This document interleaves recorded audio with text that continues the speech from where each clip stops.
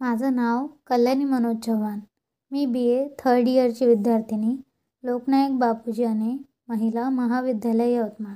माझा विषय संगीत. मी तुम्हाला उपशास्त्रीय संगीत गीत प्रकार ठुमरी याबद्दल सांगणार आहे. उपशास्त्रीय संगीतातील एक शृंगार रसपूर्ण गीत प्रकार म्हणून ठुमरीचा उल्लेख करावा लागेल. ठुमरी ही प्रामुख्याने 2 शैलीमध्ये गायली जाते. पहिली पूरब अंगाची ठुमरी, दुसरी पंजाबी अंगाची ठुमरी. ठुमरी ही शब्दप्रधान, भावनाप्रधान व शृंगार रसप्रधान गायनशैली आहे.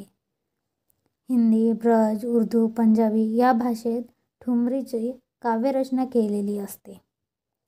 ठुमरी गायनाच्या साथीला तंबोरा, तबला, सारंगी, हार्मोनियम, व्हायोलिन अशी वाद्य जातात.